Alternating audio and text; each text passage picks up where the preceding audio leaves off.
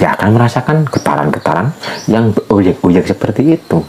Itu adalah energi yang sedang membersihkan, energi yang sedang menetralkan, mendandani saraf-saraf kita, mendandani urat-urat kita, mendandani jalurnya energi. Jadi jangan bingung. Nah, hal-hal seperti itu ketika bermeditasi kan kita merasa tidak nyaman. Agar kita nyaman ya, nggih monggo olahraga pagi.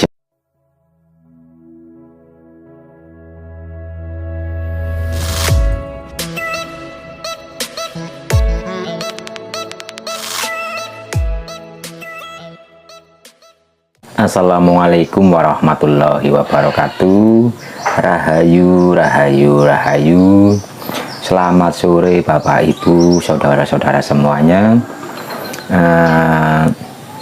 Oh ya, terima kasih untuk Ibu yang sudah memberi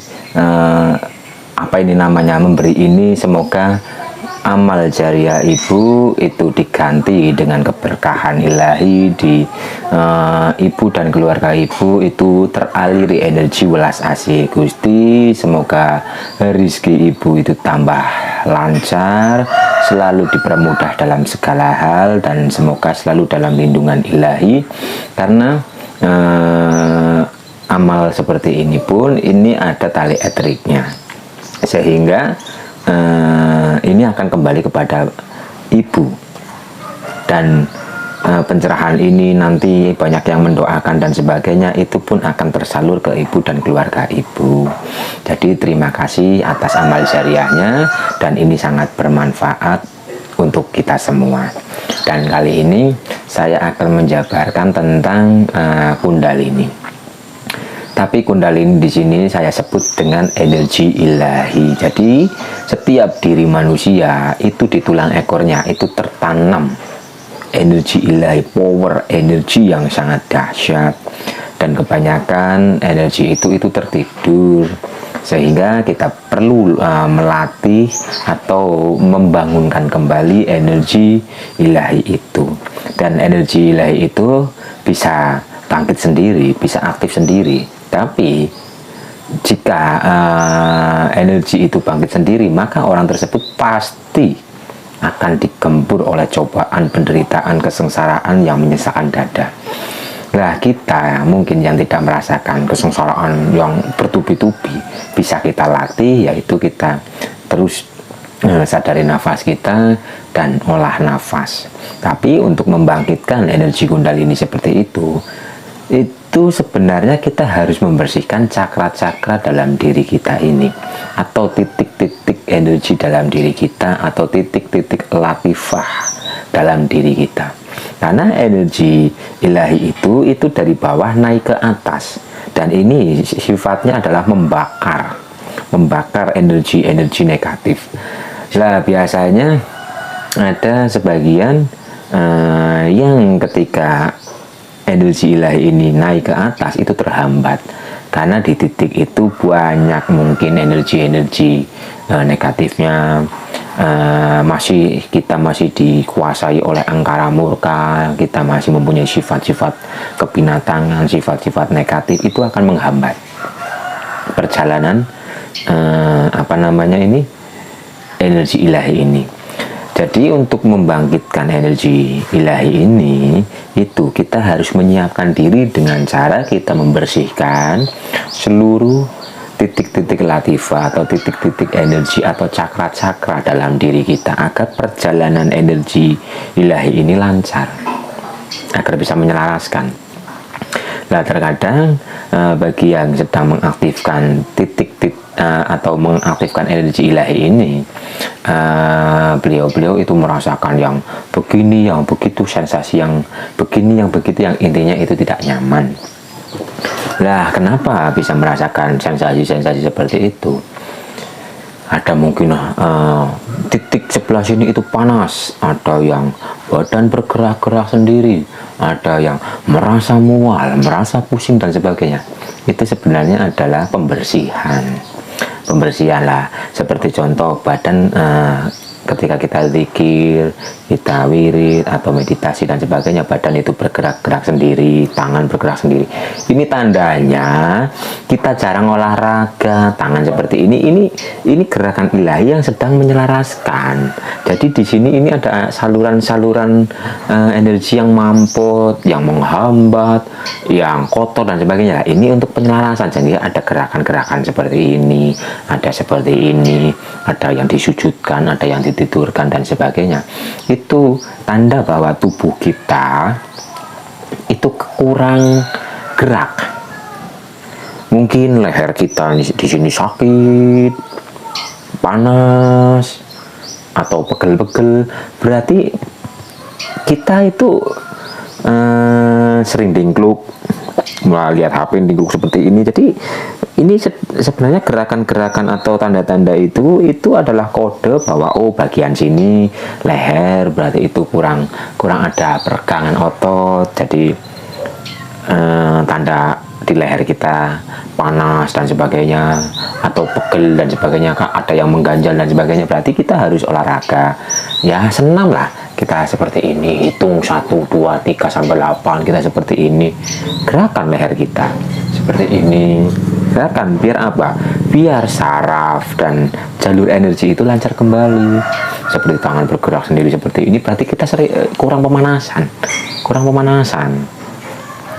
Harus pemanasan. Makanya di situ kan ada yang pembangkitan kundalini itu dengan cara yoga dulu atau gerakan-gerakan tertentu, itu adalah untuk perenggangan agar saraf-saraf kita ini membuka. Nah, ketika ini ada yang mampet, ada yang menghambat, ini akan dilancarkan dengan energi itu. Jadi gerakan-gerakan itu ikuti saja. Jangan bingung ini kenapa, jangan-jangan ini setan, jangan-jangan ini itu, jangan, nggak usah mikir seperti itu. Kita ikuti saja gerakannya.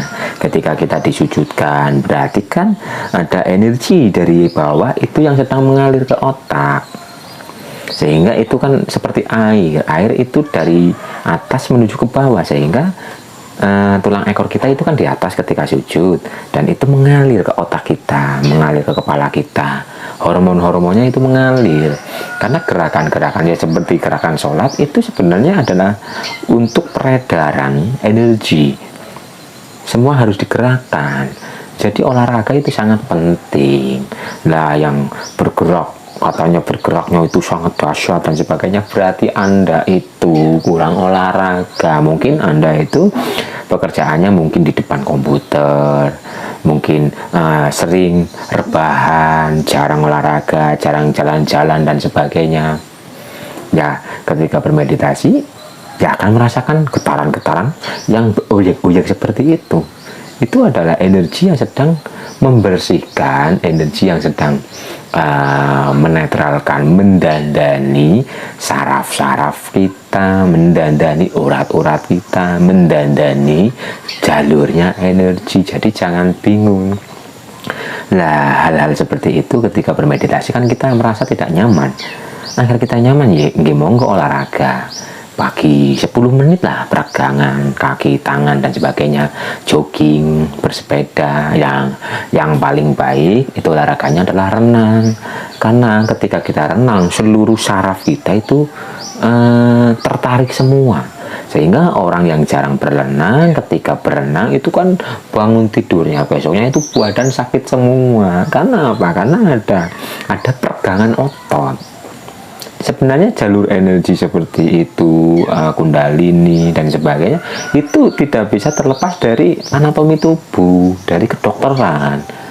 Jadi dalam spiritual ini seperti ini disebut ini, dalam kedokteran ada, dan dalam agama pun ada. Oh, ini sebutannya ini, dalam kedokteran ini sebutannya ini, dalam spiritual ini sebutannya ini. Nah, di situ biarpun sebutannya itu berbeda-beda, tapi intinya ya membahas yang itu juga.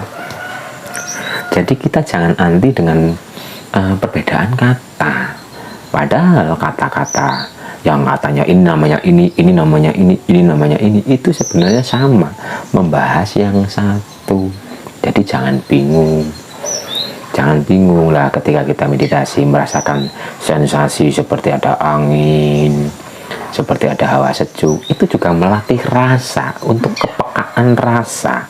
Yang tadinya rasa kita ini biasa-biasa saja, ketika kita bermeditasi, rasa itu akan semakin peka. Jadi kita bisa merasakan yang dari dulu tidak kita rasakan. Sebenarnya kita ya setiap hari merasakan sensasi-sensasi seperti itu, cuman rasa kita itu belum terasa. Lah ketika meditasi, kita masuk ke dalam keheningan, rasa itu akan aktif sehingga kita merasakan sejuk, dingin, kita merasakan angin sepoi-sepoi dan sebagainya. Jadi nikmati saja. Nah, dalam perjalanan ketika melihat cahaya, biarkan saja. Kita dijumpai oleh ini, oleh itu, biarkan saja.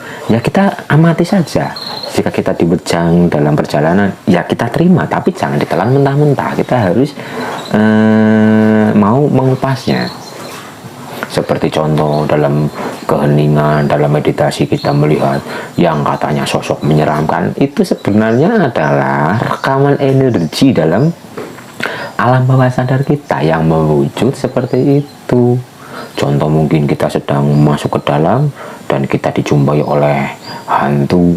Hantu itu sebenarnya adalah kumpulan energi kemarahan, energi kesedihan, energi kekhawatiran, energi atau sifat-sifat negatif diri kita sendiri. Dan ketika kita masuk ke dalam keheningan, itu mewujud menjadi sosok. Itu ya energi kita sendiri. Jangan takut. Jadi ada dua, energi kita sendiri dan energi dari luar diri. Karena ya energi orang lain, kemarahan, kebencian, dendam dan sebagainya itu kan membetar, meradiasi keluar dan menempel mungkin di tembok, di pohon, di tempat dan sebagainya. Itu sebenarnya ya energi negatif. Lah wujud seperti itu tergantung doktrin kita. Kita di Indonesia sering mendengarkan cerita hantu seperti ini, seperti itu. Energi itu ya akan wujud menjadi kuntilanak, pocong, genderuwo dan sebagainya. Tapi jika di luar negeri, beda lagi. Padahal sama-sama energi negatif, tapi ya tergantung tradisi negara tersebut. Di luar negeri energi itu ya akan membentuk vampir lah, membentuk apalagi, membentuk zombie lah, mumi lah dan sebagainya. Itu adalah perkumpulan energi yang akan mewujud sesuai dengan tradisi atau alam bawah sadar kita. Biarkan saja. Jadi sensasi-sensasi seperti itu nggak usah dibingungkan.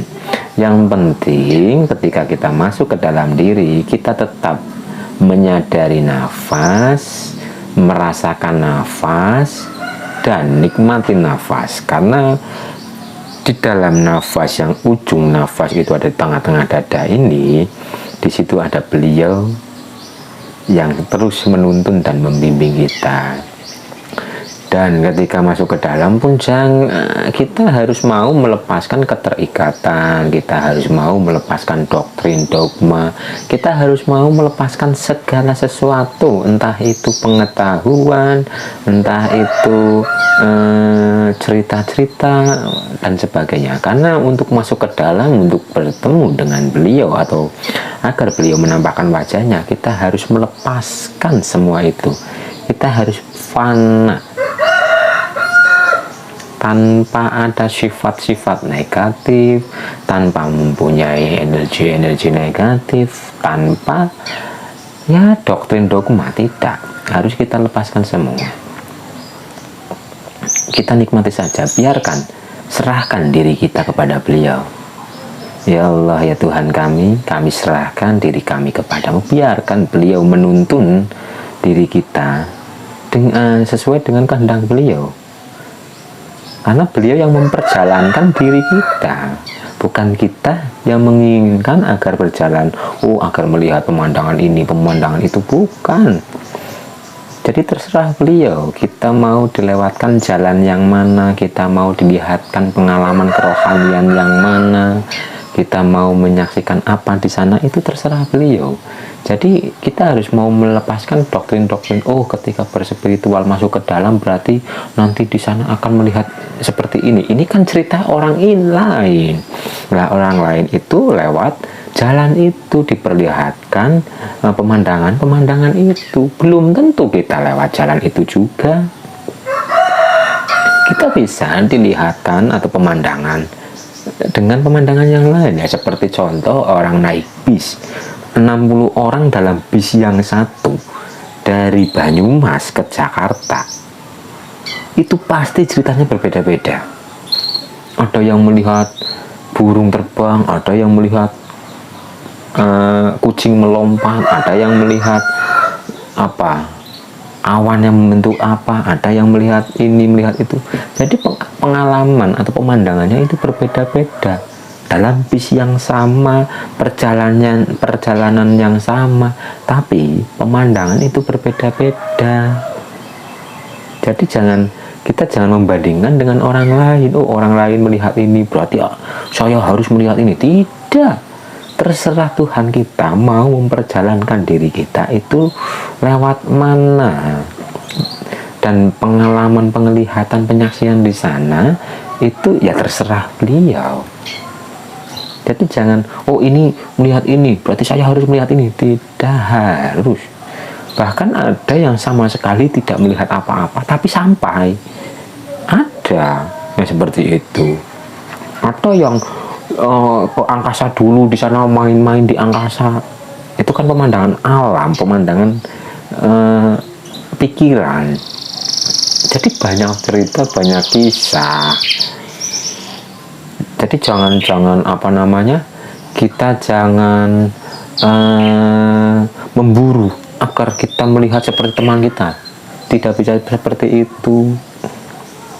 Terserah Tuhan kita mau memperjalankan diri kita itu dilihatkan pemandangan apa, ya terserah beliau. Jadi jangan membandingkan, oh ini sudah ini sudah, tidak. Belum tentu orang yang melihat pemandangan yang begitu banyak rasanya itu sudah tenang, rasanya sudah damai. Belum tentu orang yang bisa melihat mungkin makhluk-makhluk goib dan sebagainya tapi rasanya tenang, rasanya damai, bahagia. Belum tentu. Ada juga yang tidak melihat apa-apa tapi ada perubahan energi, ada perubahan rasa. Rasanya itu menjadi tenang, bisa menerima kehidupan, bisa mensyukuri kehidupan, dan telah berjumpa dengan jati dirinya. Ya bisa seperti itu. Jadi lepaskan semuanya dan kembali lagi ke energi ilahi. Energi ilahi itu akan terus naik ke atas sampai ke cakra mahkota kita. Nah, ketika ini sampai ke cakra mahkota, ini akan membuka pintu gerbang itu akan membuka sehingga kita akan terhubung dengan semesta, jagat alit, jagat gede. Kita akan terhubung dan kita akan mendapatkan pencerahan. Kita akan bisa memahami sesuatu yang tidak kita pelajari mungkin, yang kita tidak membacanya mungkin, tapi kita bisa memahami. Jadi untuk mendapatkan pencerahan seperti itu tidak harus kita hafal ayat, tidak harus kita hafal teori, tidak. Bahkan ketika ada teori yang dijabarkan atau ada beliau-beliau yang sedang mengkaji dengan bahasa teori, kita yang tidak tahu teori itu, tapi kita bisa memahaminya. Oh ini maksudnya ini, oh ini maksudnya ini, bisa. Jadi jangan perkedil diri kita, jangan membatasi kuasa ilahi. Oh saya ini tidak bisa teori, apakah saya bisa berwusul ilallah? Bisa, asal kita bersungguh-sungguh mendekat kepada beliau, kita bersungguh-sungguh membersihkan diri kita, membersihkan hambatan-hambatan dalam diri kita, membersihkan karma-karma, dosa-dosa dalam diri kita, sehingga jiwa kita termurnikan. Ya bisa seperti itu. Jadi jangan mengkucilkan diri kita sendiri, tetap semangat. Yang sedang dalam berproses, semangat, jangan putus asa. Tuhan kita itu maha segala-galanya. Tuhan kita itu maha kasih kepada seluruh makhluknya. Biarkan orang berkata apa, yang katanya jika tidak mempunyai guru maka gurunya setan, itu hanya bahasa kehati-hatian. Karena berspiritual, jika tidak ada yang membimbing, nanti ketika kita melihat pemandangan-pemandangan di sana, benar dan tidaknya kita itu tidak tahu. Tapi jika mempunyai guru, bisa kita diskusikan, dan guru pun akan membimbing. Di sana nanti jika merasakan ini, melihat ini, jangan diikuti. Jadi hanya seperti itu. Tapi jangan membatasi kuasa ilahi. Saya sendiri pribadi, ya yang membimbing secara berfisik, guru berfisik, ya nggak ada. Paling-paling pada saya mursyid serah diri, ini pun hanya untuk tutup. Jadi pada saya kan mursyid serah diri itu hanya untuk tutup, agar ketika saya ditanya, guru kamu siapa? Pada saya itu hanya untuk tutup. Karena apa? Karena dalam kehidupan bermasyarakat terkadang kan yang paling dicari, yang pertama ditanya itu adalah guru. Gurunya itu siapa? Ini hanya pada saya, beliau itu hanya untuk tutup, dan ini sudah didiskusikan dulu. Tapi ya suatu saat saya bongkar bahwa beliau itu hanya untuk hanya untuk agar orang sudah tidak banyak bertanya lagi, gitu loh. Jadi seperti itulah, sebenarnya semua manusia itu kan kalau dituntun dan dibimbing oleh beliau langsung, oleh Tuhan kita, oleh Allah. Cuma kita membatasi. Lah kita mendapatkan intuisi, kita mendapatkan pengetahuan. Itu kan muncul dari dalam. Ya, sebenarnya beliau itu yang menuntun. Tapi ya itu tadi sudah dikerdilkan, dibatasi dengan jika tidak mempunyai guru maka gurunya setan. Itu sebenarnya sudah sudah membatasi kuasa ilahi. Karena Tuhan kita itu ya membimbing siapapun yang Dia kehendaki. Jadi kita harus mau melepaskan ketakutan. Aduh, saya tidak punya guru, nanti gurunya siapa? Monggo terhubung langsung dengan Allah dan Rasulullah, dengan diri sejati lan sejati ning diri. Lah untuk guru-guru memang ini prosesnya seperti ini. Kita kan umpama kita belum usul nih. Lah kita kan biasanya suruh, mungkin ada yang disuruh untuk membayangkan wajah guru, untuk disuruh untuk terhubung dengan guru. Ini hanya untuk penyalur, hanya wasilah. Kita ya contoh, kita mau ke presiden lah, kan kita belum bisa langsung menemui presiden, sehingga kita harus mempunyai wasilah, yaitu lewat guru kita. Pesan-pesannya, suratnya itu titipkan ke guru kita, agar guru kita itu menghubungkan lagi ke yang atasnya lagi. Jadi ini ada talinya, sebenarnya ini ada talinya. Tapi di sini saya mengajarkannya agar Anda semua bisa langsung masuk ke dalam diri Anda. Memang di luar sana banyak yang seperti itu, dan itu tidak salah, memang itu prosesnya seperti itu. Cuma saya pribadi mengajarkannya atau membagikannya itu agar diri kita bisa langsung dituntun oleh Tuhan kita lewat pelantara diri sejati kita. Kalau yang lewat guru-guru tadi itu ada tali-talinya. Kita terhubung dengan guru kita terhubung lagi dengan gurunya sampai kepada Rasulullah atau diri sejati. Lah jika sudah sampai diri sejati, baru terhubung dengan Tuhannya. Jadi ini ada tali-tali eteriknya, ada tali energinya agar menghubungkan. Jadi pencerahan dari pencerahan sejati ini terhubung sampailah energi ilahi itu kepada diri kita. Jadi itu prosesnya itu seperti itu. Ini penjabaran kenapa kita biasanya ketika wiridan dzikir itu disuruh untuk membayangkan wajah guru kita, untuk terhubung dengan guru kita, itu untuk menyalurkan tali energi ini agar bisa sampai.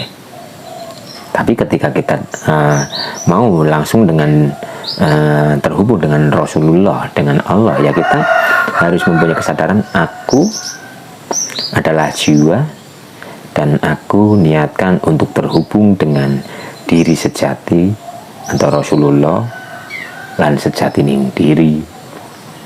Dan aku niatkan untuk terhubung dengan ibu bumi pokok angkasa baru. Di situ kita visualisasikan ada energi turun memasuki lewat ubun-ubun kita, mengalir ke bawah sampai ke cakra jantung kita, dan di sini menyebar ke sel saraf partikel jiwa raga kita. Kita visualisasikan dan rasakan. Kita harus menggunakan rasa agar energi turun memasuki diri kita dan membersihkan hambatan-hambatan semua yang ada di dalam diri kita. Itu prosesnya itu seperti itu. Tapi bukan berarti saya itu tidak sepakat dengan yang terhubung dengan guru-guru. Tidak seperti itu. Itu tadi hanya untuk menjabarkan agar kita bisa memahami ketika kita terhubung dengan guru. Oh, berarti tekniknya ini seperti ini. Ini ada silsilahnya, keterhubungan kepada Kanjeng Nabi Muhammad dan kepada Allah. Tapi Kanjeng Nabi Muhammad di sini itu adalah secara hakikat, yaitu Nur Muhammad, yaitu Nur yang terpuji. Sedangkan Nur yang terpuji itu adalah diri sejati kita, ruh kita serahkan kepada induknya para ruh, yaitu Nur yang terpuji. Itu prosesnya seperti itu. Dan penjabarannya itu tadi apa? Malah ndlewer orang genah gitu. Ora apa-apa. Sing penting mudeng, nek ora mudeng ya apa-apa. Oke. Dan mungkin itu dulu yang bisa saya sampaikan. Oh ya.